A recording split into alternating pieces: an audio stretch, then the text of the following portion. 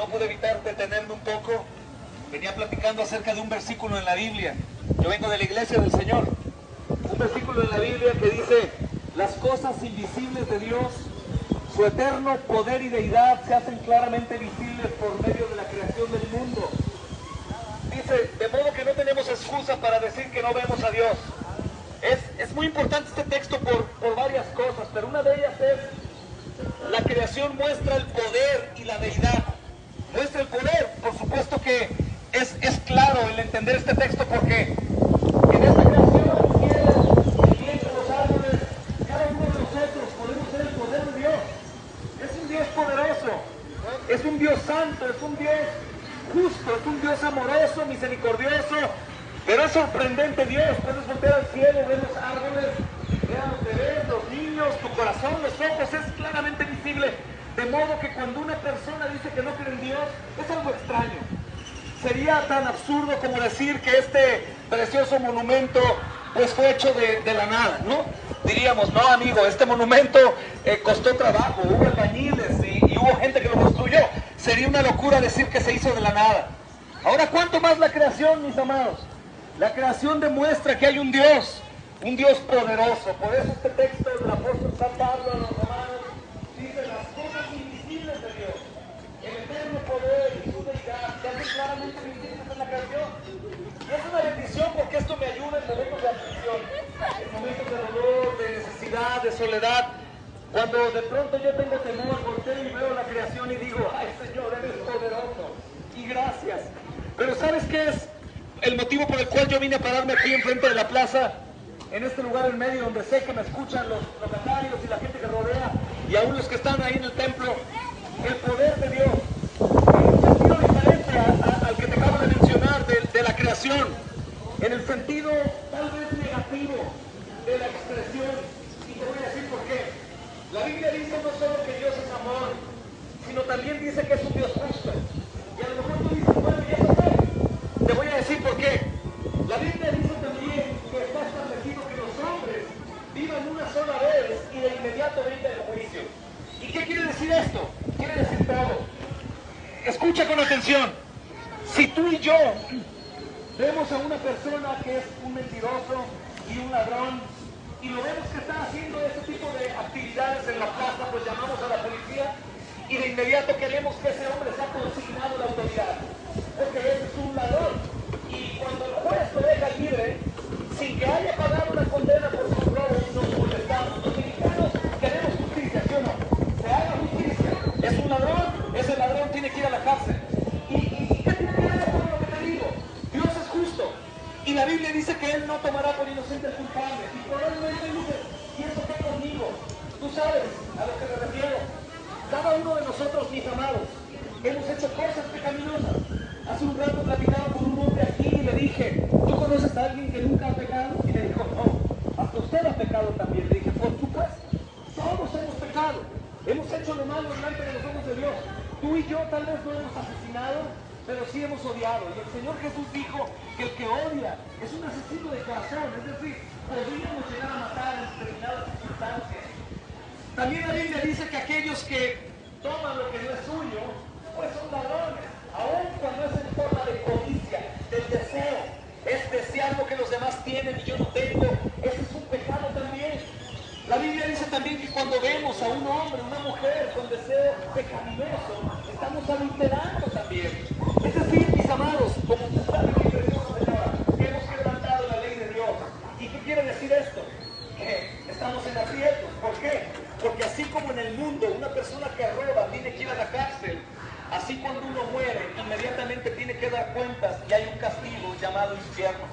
Y esta es una verdad que no nos gusta escuchar, pero no la podemos cambiar. Algunos dicen: bueno, es un mensaje muy negativo, a mí no me hables.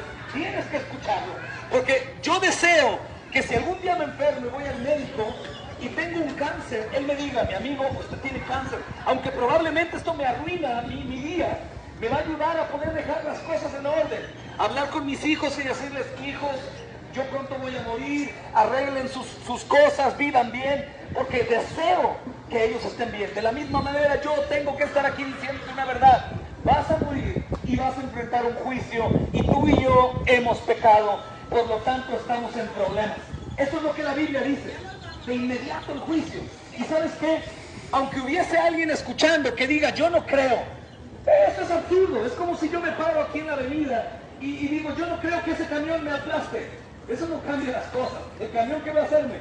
Me va a aplastar. De lo mismo habla la Escritura. Dios ha establecido que el hombre muera y se enfrente al juicio. Yo quiero preguntarte en confianza, ¿cuál es tu veredicto? ¿Inocente o culpable de haber dicho cosas que no son ciertas? Culpable, ¿cierto? Inocente o culpable de haberte amado más a ti que a Dios. Culpable, es la verdad. Nos amamos mucho, nos damos gusto y aún cuando pecamos lo demostramos. Inocente o culpable de haber adulterado con los ojos. Los hombres no pueden decir que no han cortado una flor de este jardín. Hemos adulterado con nuestros ojos. Las mujeres también. Es decir, hemos pecado, todos sin excepción. ¿Y sabes cuál es uno de los problemas más graves del pecado? Que estemos cegados a la realidad que un día moriremos y enfrentaremos el juicio.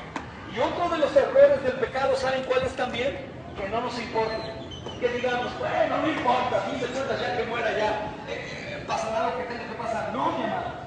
Si yo te pregunto si tú quieres ser quemado en el fuego, me dirías, claro que no. Si yo te digo, ¿quieres ir al infierno por la eternidad? Pues obviamente, si estás bien en tus facultades mentales, me dirás que no. No quiero ir al infierno. Entonces, ¿qué vamos a hacer? Pon atención, si eres un pecador como yo. La Biblia dice que el Señor, el Dios creador, este que te habla, que es todo poder, nos amó tanto que dio a su Hijo unigénito para que todo aquel que en Él cree no se pierda, mas tenga vida eterna. Porque Dios no envió a su Hijo al mundo para condenar al mundo, sino para que el mundo sea salvo por Él. El que en Él cree no es condenado, pero el que no cree ya era condenado. Esto dice el Evangelio de Juan, capítulo 3. ¿Qué dice el texto? Dios mostró tanto su amor que a pesar de que tú y yo estábamos en pecado, Él envió a su Hijo. Cada vez que ves una cruz, esto no únicamente simboliza muerte, sino maldición. La cruz era un castigo romano terrible. En la cruz el hombre que era acusado a esa muerte por sus males, ese hombre ya estaba prácticamente muerto antes de morir en la cruz. La muerte de cruz era vergüenza, los desnudaban, los ponían en ese lugar y eran avergonzados a causa de sus delitos. Y es asombroso el amor de Dios, porque siendo tú y yo pecadores de lo peor, algunos más que otros, pero siendo pecadores, Dios envió a su Hijo. ¿Qué hizo su Hijo? Nació de María la Virgen. Él vivió una vida perfecta que los hombres no podemos vivir. Cumplió la ley cabalmente. Nunca tocó, nunca hubo engaño en su boca, nunca adulteró, nunca dejó de obedecer. ¿Y sabes qué es increíble? Que Él iba a un lugar. ¿Sabes cuál es ese lugar? La cruz. Voluntariamente caminando por ti y por mí. Voluntariamente yendo a la cruz para hacer algo ahí. Pagar por nuestros pecados. En la cruz sucede algo majestuoso y preciosa. En la cruz Jesús dice, ¿cómo se llama usted? Cuca. Escucha, Cuca. En la cruz el Señor recibe el castigo de Cuca. Y Él dice, cárguenme a mí la cuenta, yo pago por sus pecados. Imagina eso. Hay una deuda interminable a causa del pecado con un Dios soberano y poderoso. Y Él voluntariamente, Jesús, toma la deuda y la paga. Por eso es que la Biblia habla una cosa terrible acerca del Señor Jesús. El profeta Isaías nos da una revelación de la cruz increíble. Él dice ahí, 800 años antes de que el Señor Jesús naciera, comienza a narrar el profeta Isaías, supongo quebrantado por la realidad de lo que el Señor llegaría a ser. Y en el versículo 4, a partir del versículo 1 es sorprendente, pero en el versículo 4 comienza a decir el capítulo 53 esto, pon mucha atención. El profeta Isaías recibe esta revelación de Dios y dice, ciertamente Él llevó nuestras enfermedades, sufrió nuestros dolores, nosotros lo tuvimos por azotado, fue herido de Dios y abatido, mas Él fue herido por nuestras rebeliones, molido por nuestros pecados, y el castigo de nuestra paz cayó sobre Él, por su llaga fuimos curados. Escucha, todos nosotros, dice el Señor, nos descarriamos como ovejas, cada cual se apartó por su camino. ¿Qué quiere decir esto? Cada quien hizo lo que quiso.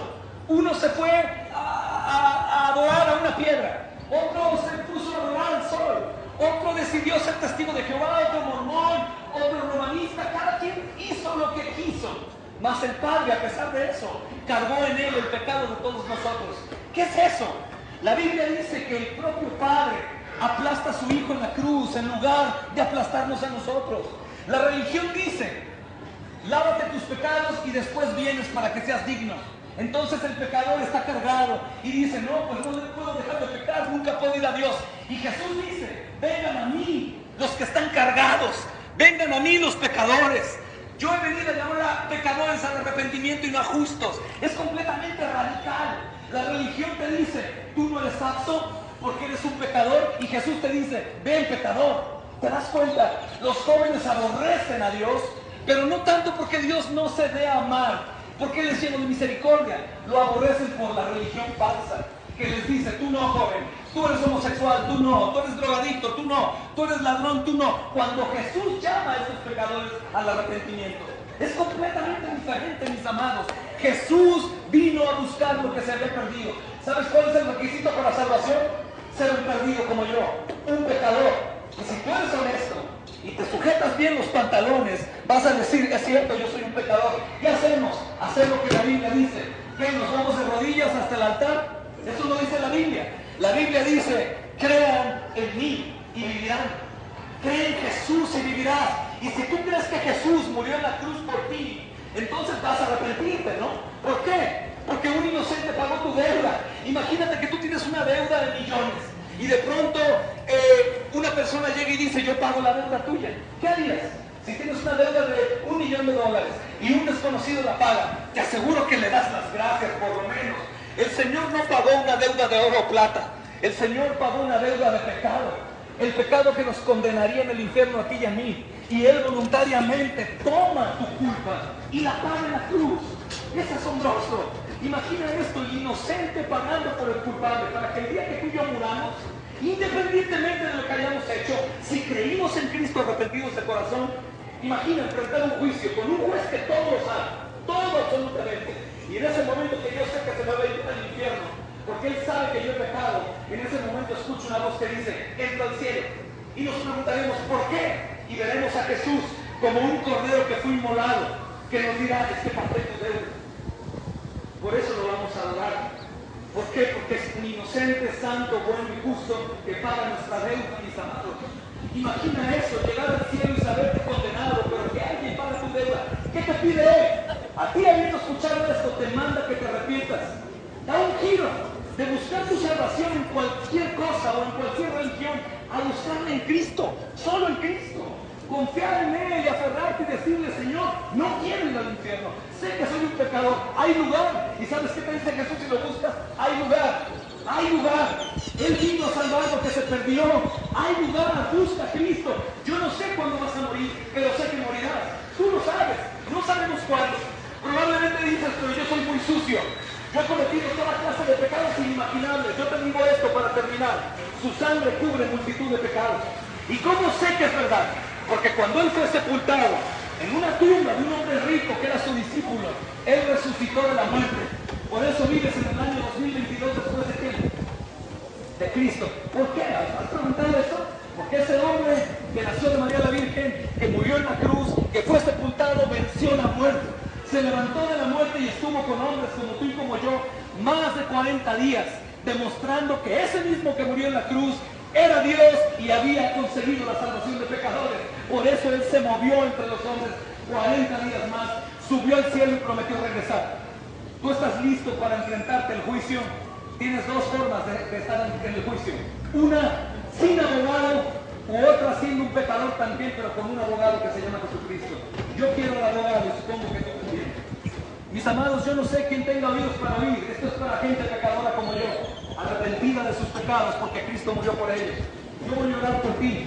Si estás de acuerdo conmigo, pues vamos a humillarnos delante de los hombres y vamos a dar gracias al Señor y vamos a orar juntos. ¿Les parece? Oremos. ¿Quieres orar? No soy uno de ellos, nada más ya no tomo. Ahorita voy para allá. Vamos a orar. Gracias y para por ti. Padre Santo, en el nombre de Cristo, te doy gracias por este joven. No conozco, amado Señor, sus necesidades, pero tú sí. Te pido también por los que han escuchado, amado Señor, por tener misericordia, amado Señor, de nosotros, por traer el Evangelio. Yo te ruego, Señor amado, que tengas tú, amado Señor, favor en él y le salves, amado Señor, como hiciste conmigo. Obra con todos los que tuvieron oído, Señor, para la gloria de tu nombre, en Cristo. Amén. Igual, gracias. A mi papá quiero que los ángeles de Dios